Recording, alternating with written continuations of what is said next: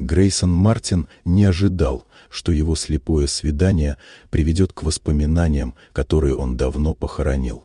Он сидел в уютном кафе на старой улице Портленда, городе, который когда-то покинул, а теперь снова ощущал знакомым, с ароматом мокрых сосен и свежесваренного кофе. Внутри все казалось чужим: неровные стулья, книги на старых полках, деревянные балки, в которых отражались свет и тени. Он решил дать встрече 15 минут, ровно столько, чтобы из вежливости посидеть и уйти. Когда женщина подошла к столу, ее светлые волосы были свободно закручены в пучок, и несколько прядей падали на лицо. Она несла с собой легкую простую сумку. Ее взгляд был мягким, а глаза ясными, как весеннее небо. Грейсон не сразу узнал ее, но что-то в ее спокойной уверенности подталкивало его к вниманию. Она напомнила ему о прошлом, о моменте, когда он однажды оставил свой обед для голодной девочки, прятавшейся за книжными полками городской библиотеки. Он едва помнил этот случай, но она — никогда.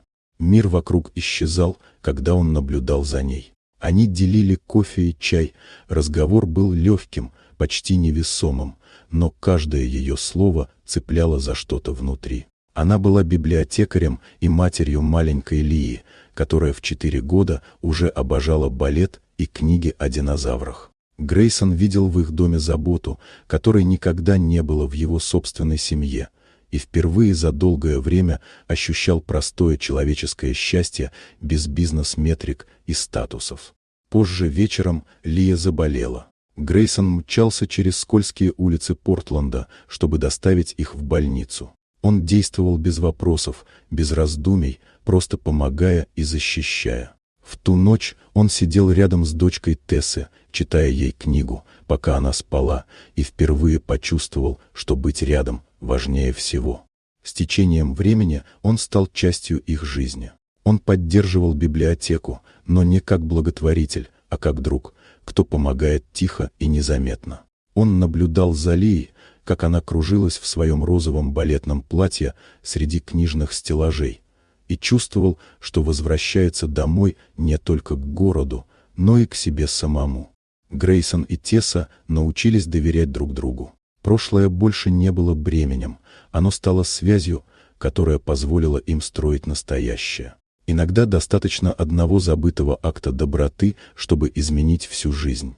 И в тихом свете утреннего Портленда, среди ароматов кофе и звуков шуршащих страниц, они поняли, что вместе могут найти место для счастья. Вот такая удивительная история. Дорогие друзья, напишите в комментариях, откуда вы смотрите это видео. А если вам понравилось видео, поставьте лайк, а также подписывайтесь на канал, впереди еще много интересного.